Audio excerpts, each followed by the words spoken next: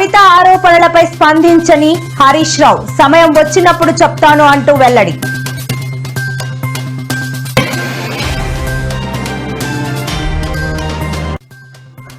AP CM Chandrababu deputy CM Pawan Kalyan పై కేఏ పాల్ సంచలన వ్యాఖ్యలు. తన చారిటీ సంస్థల జోలికి రావద్దని హెచ్చరిక.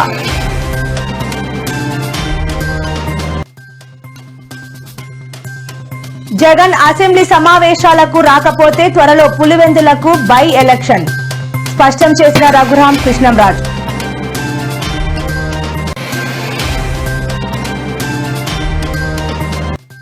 లోని క్యాంపు కార్యాలయంలో పవన్ తో నిమ్మల భేటీ. ఈ నెల 24న జరగనున్న కుమార్తె శ్రీజ వివాహానికి ఆహ్వానం.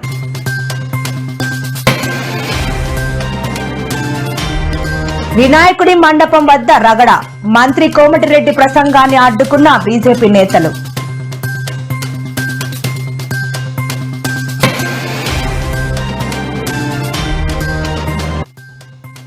వైఎస్ జగన్ తీసుకొచ్చిన ప్రభుత్వ మెడికల్ కాలేజీలను ప్రైవేట్ పరం చేసే ప్రయత్నం మండిపడ్డ వైసీపీ నాయకులు.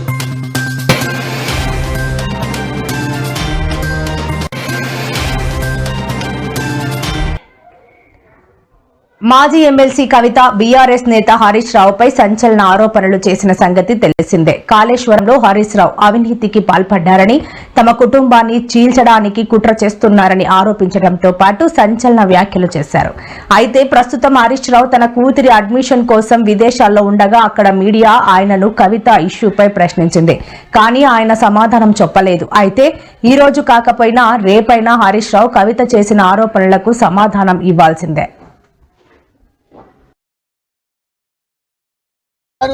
ఇందాక లాస్ట్ లో మాట్లాడుతూ అంటున్నాడు 10 సంవత్సరాల బీఆర్ఎస్ హయాంలో 1 ఎకరానికి నీళ్లు ఇవ్వలేదట. నేనేం ఛాలెంజింగ్ బట్టి విక్రమార్క గారు, మీరు ఒకవేళ మా ఛాలెంజ్ ను స్వీకరిస్తే నేను శాసన సభ్యత్వానికి రాజీనామా చేసి మళ్ళీ పోటీ కూడా చేయను. మీరు ఉప ముఖ్యమంత్రి పదవికి రాజీనామా చేస్తారా అని నేను ఛాలెంజ్ విసిస్తా ఉన్నా. బీఆర్ఎస్ హయాంలో 17 లక్షల ఎకరాలకు మేము నీళ్లు ఇచ్చాము. మీరు 1 ఎకరానికి ఇవ్వలేదని మాట్లాడతారా? దమ్ముంటే అసెంబ్లీలో ఎవరు అబద్దాలు మాట్లాడుతున్నారు? మళ్ళీ అంటాడు మొత్తం బీఆర్ఎస్ తప్పుడు మాట్లాడింది. తప్పుడు మాట్లాడడం మీరు. 1 ఎకరానికి నీళ్లు ఇవ్వలేదని అబద్దం ఆడింది మీరు. ఇవాళ 17 లక్షల ఎకరాల కొత్త ఆయకట్టుకు ఇచ్చాం. 20 లక్షల ఎకరాలు స్టెబిలైజేషన్ చేశాం. 37 లక్షల. ఈరోజు బీఆర్ఎస్ పార్టీ కేసీఆర్ గారి నాయకత్వంలో ఎన్నో అద్భుతాలు సాధించింది. ఒకప్పుడు భారతదేశంలో ఏముండేదంటే బెంగాల్ ఆచరిస్తుంది, దేశం అనుసరిస్తుంది అనేవారు. కానీ కేసీఆర్ గారు చరిత్రను తిరగరాసిండ్రు. తెలంగాణ ఆచరిస్తుంది, భారతదేశం అనుసరిస్తుంది చేసి చూపించారు కేసీఆర్. ఇదేదో పొలిటికల్ స్పీచ్ కాదు.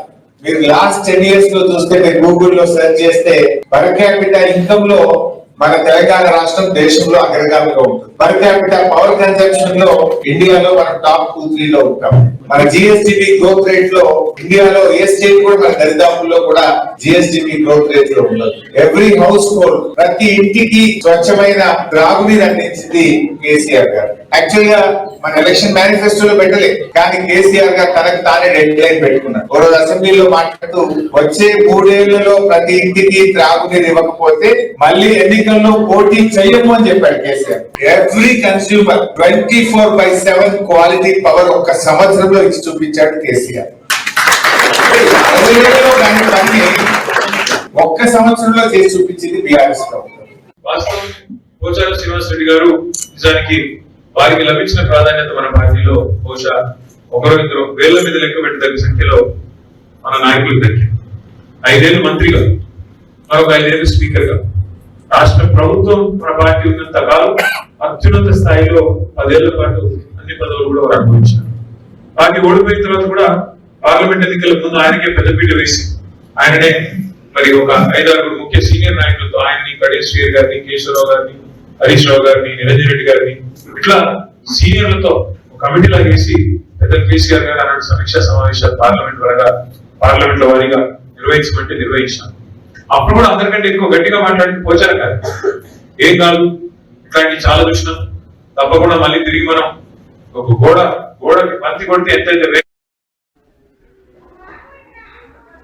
AP CM Chandrababu deputy CM Pawan Kalyan పై ప్రజాశాంతి పార్టీ అధ్యక్షుడు కేఏ పాల్ తీవ్రస్థాయిలో విరుచుకుపడ్డారు. తన జోలికి వస్తే సహించేది లేదని, వారం రోజుల్లో తన సత్తా ఏంటో చూపిస్తానని ఆయన ప్రభుత్వాన్ని హెచ్చరించారు. విజయవాడలో నిర్వహించిన మీడియా సమావేశంలో మాట్లాడుతూ ఆయన ఈ సంచలన వ్యాఖ్యలు చేశారు. ఆయన 120 ఏళ్లు బతుకుతున్నానంటున్నారు, కానీ నేను తలుచుకుంటే 125 రోజుల్లోనే పైకి పోతారు. నా ప్రేయర్ బుక్ లో అందరి పేర్లు రాసుకున్నాను అంటూ తీవ్ర వ్యాఖ్యలు చేశారు. తన చారిటీ సంస్థల జోలికి రావద్దని హెచ్చరించారు.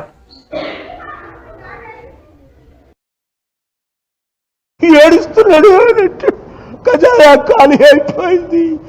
అప్పుడు నీకు తెలీదా? 10 లక్షల కోట్ల అప్పున్నది 13 లక్షల కోట్లని అబద్ధం ఆడేవే చంద్రబాబు నాయుడు. అప్పుడు నువ్వు ఇవన్నీ చేయలేవు, మనం కలిసి చేద్దాం అంటే నువ్వు చేతులు కలిపావా? మోదీతో కలిపావు. ఆ సిగ్గులేని పవన్ కళ్యాణ్ ఆడు యూజ్లెస్ ఫెలో, వాడు రాష్ట్రాన్ని సర్వనాశనం చేశాడు. అందుకే వాడు సోల్జర్స్ అందరూ వాడిని తిడుతున్నారు. 4కు వస్తావా? సూపర్ 6 గురించి అడిగితే దమ్ముంటే కొయ్యరా.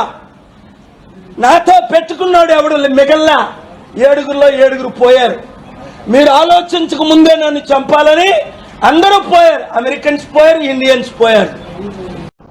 ఏడుస్తున్నాడు ఖజానా ఖాళీ అయిపోయింది. అప్పుడు నీకు తెలీదా?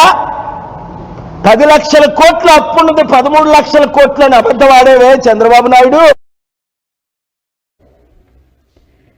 Railway station, bus station, shopping malls, పర్యాటక ప్రదేశాలు, పండుగల సమయాల్లో మహిళలు కనిపిస్తే చాలు ఈవి టీజింగ్ చేస్తూ ఆకతాయిలు రెచ్చిపోతున్నారు. ఈ క్రమంలోనే తాజాగా యువతితో ఓ వ్యక్తి చేసిన పనికి నేటిజన్లు అతనిపై మండిపడ్డారు. తన పక్క సీట్లో కూర్చొని ఉన్న యువతి ఎదపై వ్యక్తి అసభ్య తీరుగా అక్కడే చూస్తూ ఉండిపోతాడు. ఇది గమనించిన యువతి వీడియో తీసి సోషల్ మీడియాలో పోస్ట్ చేయడంతో వైరల్ గా అయింది.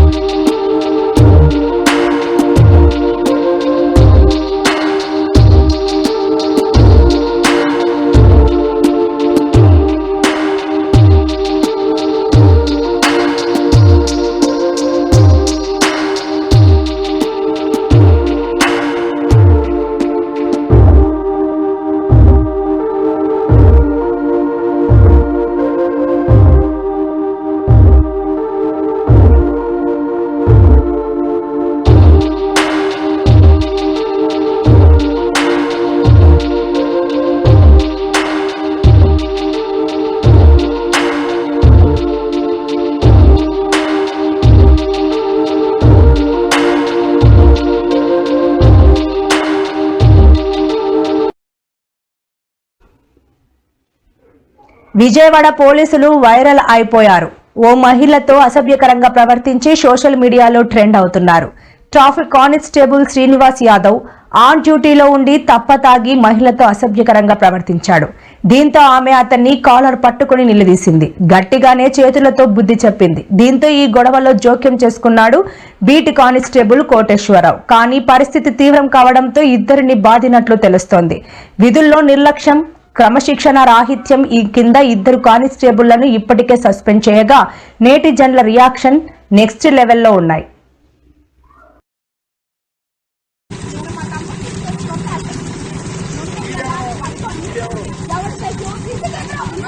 వీడియో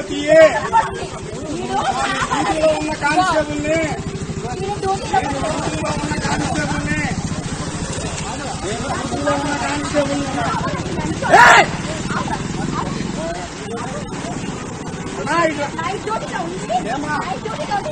నైట్ డ్యూటీ ఉన్నామ్మా నిన్న.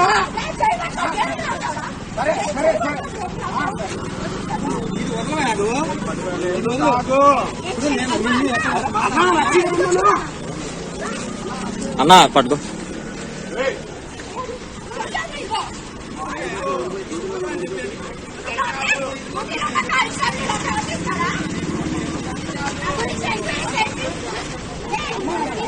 డ్యూటీలో ఉన్నానమ్మా, అదే డ్యూటీలో ఉన్నానమ్మా.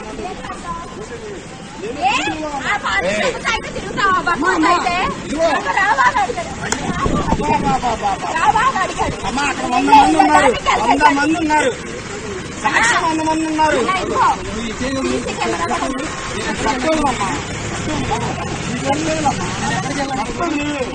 నేను డ్యూటీలో ఉన్నా తల్లి, డ్యూటీలో ఉన్నా తల్లి. సరే సరే, అంటే ఆడపిల్లవు కదా, నేను నైట్ లో అడగాలి కదా. అదే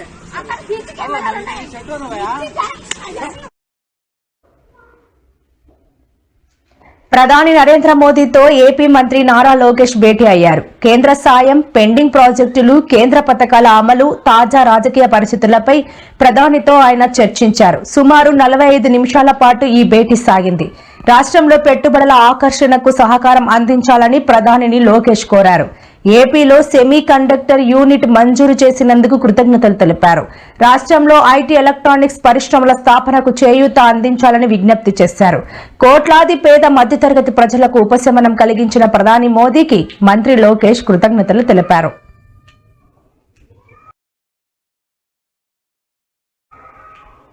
త్వరలోనే పులివెందలకు బై ఎలక్షన్ అంటూ సంచలన వ్యాఖ్యలు చేశారు రఘురాం కృష్ణంరాజు. జగన్ ఎమ్మెల్యే సభ్యత్వంపై డిప్యూటీ స్పీకర్ రఘురాం కృష్ణంరాజు సంచలన వ్యాఖ్యలు చేశారు. పులివెందులకు బై ఎలక్షన్ వచ్చే అవకాశం ఉందని బాంబ్ పేల్చారు. అసెంబ్లీ సమావేశాలను బహిష్కరిస్తే ఎమ్మెల్యే పదవికి అర్హత లేనట్లే భావించాలని తెలిపారు. రఘురాం కృష్ణంరాజు మాజీ సీఎం జగన్ అసెంబ్లీ సమావేశాలకు రావాలని కోరుకుంటున్నా అని తెలిపారు. రఘురాం కృష్ణంరాజు చేసిన ఈ వ్యాఖ్యలపై వైసీపీ పార్టీ నేతలు ఆగ్రహం వ్యక్తం చేస్తున్నారు. జగన్మోహన్ రెడ్డిని టచ్ చేసే దమ్ము ఎవరికీ లేదని కౌంటర్ ఇస్తున్నారు.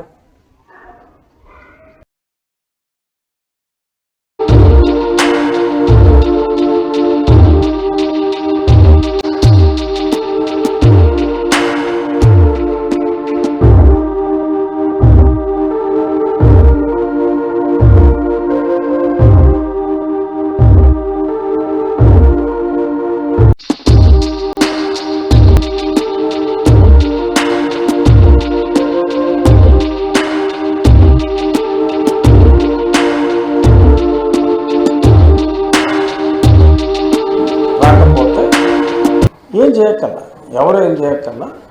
ద లాసెస్ ఈజ్ ఆటోమేటిక్గా ఆయన నేను కోర్టులో కేసు వేసాను, నాకు ఈ పోస్ట్ కావాలని చెప్పి కేసు వేసాను అంచేత అది కుదరదు అంటానికి లేదు. అప్పుడు 60 రోజులు ఆయన రాకపోతే పులివెందులకు బై ఎలక్షన్ వస్తుంది. మళ్ళీ ఆయన ఎంపిక కావచ్చు, ఇంకెవరైనా ఎంపిక కావచ్చు. అందరికీ నమస్కారం.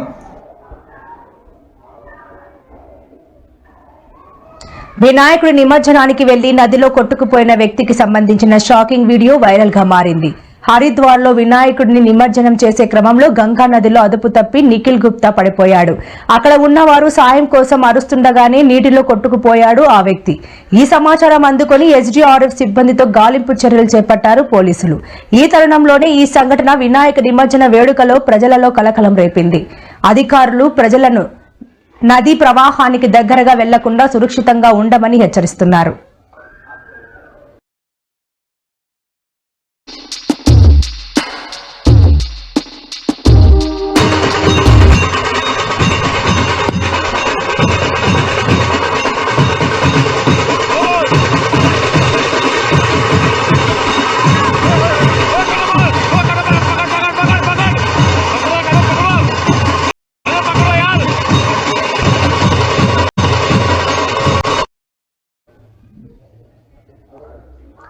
ఆంధ్రప్రదేశ్ రాష్ట్ర జలవనరుల శాఖ మంత్రి నిమ్మల రామానాయుడు ఉప ముఖ్యమంత్రి పవన్ కళ్యాణ్ ను మర్యాదపూర్వకంగా కలిశారు.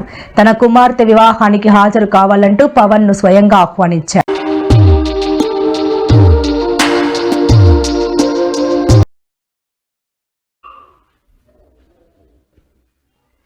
నల్గొండలో గణేష్ నవరాత్రి ఉత్సవాల వేదిక వద్ద తీవ్ర ఉద్రిక్తత చోటు చేసుకుంది. నల్గొండ పాత బస్తీలోని 1వ నెంబర్ వినాయకుడి మండపం వద్ద మంత్రి కోమటిరెడ్డి వెంకటరెడ్డి ప్రసంగిస్తుండగా బీజేపీ నాయకులు కార్యకర్తలు అడ్డుకున్నారు. పవిత్రమైన పండుగ వేదికపై మంత్రి రాజకీయ ప్రసంగాలు చేయడం ఏమిటని కోమటిరెడ్డిపై బీజేపీ నేతలు తీవ్ర ఆగ్రహం వ్యక్తం చేశారు. ఈ క్రమంలో కాంగ్రెస్ బీజేపీ శ్రేణుల మధ్య మాటామాటా పెరిగి తీవ్ర వాగ్వాదం తోపులాట చోటు చేసుకున్నాయి. దీంతో ఆ ప్రాంతంలో ఒక్కసారిగా గందరగోళ వాతావరణం నెలకొంది.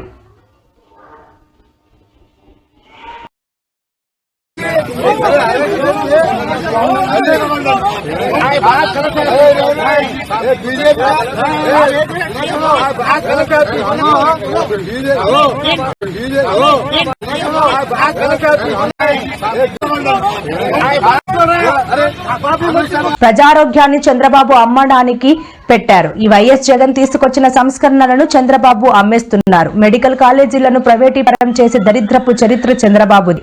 ప్రభుత్వ రంగ సంస్థల్ని మీ చేతిలో ఉంచుకుంటున్నారా లేదంటే అమ్ముకుంటున్నారో చెప్పండి అని ప్రశ్నించారు. సాధించుకోవాలనేది చంద్రబాబు నాయుడు గారి మనస్తత్వం. జగన్మోహన్ రెడ్డి గారు విద్యని వైద్యాన్ని ప్రైవేట్ రంగంలో కాకుండా ప్రభుత్వ రంగంలో నడిపి పేద ప్రజానీకానికి ఉపయోగపడే విధంగా చేయాలని తాపత్రయపడినటువంటి వ్యక్తి మాజీ ముఖ్యమంత్రి జగన్మోహన్ రెడ్డి గారు. టోటల్ గా చంద్రబాబు నాయుడు గారు అమ్మేసుకునే కార్యక్రమం చేస్తున్నారు, సొమ్ము చేసుకునే కార్యక్రమం చేస్తున్నారు. ఇది దుర్మార్గమైనది, ఇది ప్రజలు సహించలేనటువంటి అంశం. దీనివల్ల మొత్తంగా middle class and lower middle class plus poor people చాలా ఇబ్బంది పడతారు. వైద్యం అనేది ఎంత ప్రాముఖ్యత సంతరించుకుందో నేను మీకు ప్రత్యేకంగా చెప్పవలసిన అవసరం లేదు. వైద్యం విద్యా రంగాల మీద జగన్మోహన్ రెడ్డి గారి ప్రభుత్వం పెట్టినటువంటి దృష్టి ఈ మాత్రం పెట్టలేకపోతున్నారు. ఇట్ ఈస్ ఫెయిల్యూర్ గవర్నమెంట్ అని కూడా ఈ సందర్భంగా చెప్తున్నారు. ఇవాళ చూడండి, తురకపాలెంలో జరిగినటువంటి సంఘటన, గవర్నమెంట్ హాస్పిటల్కే వెళ్లారు. ప్రైవేట్ హాస్పిటల్కి వెళ్ళగలిగిన వాళ్ళు ఎంతమంది ఉంటారు చెప్పండి. రాధాకృష్ణ గారి పేపర్లో ఇవాళ చాలా ఫ్రంట్ పేజీలో ఒక కాలం ఇచ్చి అంబటి అన్నాడు. అంబటి ఏమిటిది అని నా మీద చాలా ఎలిగేషన్స్. ఆంధ్రజ్యోతిలో ఏం కానీ ఇది ఒకటి, బాబోయ్ ఇన్ని స్కాముల బయటపడ్డ అంబటి అరాచకం, బాబోయ్ ఇన్ని స్కాముల అంబటి రాంబాబు బండారం బయటపడిపోయింది తేల్చి, అంబటి ఆత్రం పెట్టారు ముహూర్తం పెట్టారని నాకు చెప్పండి. నన్ను అవినీతి పనులు అంటారా? నిరూపించండి చూస్తా. అది ఎంతవరకు నిజమో. విజిలెన్స్ ఎంక్వైరీ చేశారంట, నాకు తెలుసు. విజిలెన్స్ ఎంక్వైరీ చేస్తారు. వీక్ ముందే విజిలెన్స్ ఎంక్వైరీ రిపోర్ట్ రెడీ అయి ఉంటుంది, ఏం అనుమానం లేదు. వీక్ ముందే రిపోర్ట్ రెడీ చేసి ఉంటారు. ఇవన్నీ నిజమేను. అంబటి రాంబాబు గారు అన్యాయాలకు పాల్పడ్డాడు, అంబటి రాంబాబు గారు వసూలు చేసేశారు, అంబటి రాంబాబు గారు అంత అవినీతి పరులు లేడు. విజిలెన్స్ రిపోర్ట్ తయారైపోద్ది. ఆ విజిలెన్స్ రిపోర్ట్ చూసంగానే ఏం చేస్తారు? ఏసీబీగా చేస్తారు. ఇదేగా తంతు మోడ. ఇటువంటి మరెన్నో వీడియోల కోసం మా ఛానల్ ని సబ్స్క్రైబ్ చేసుకోండి. పక్కనే ఉన్న బెల్ ఐకాన్ ని క్లిక్ చేసి యాక్టివేట్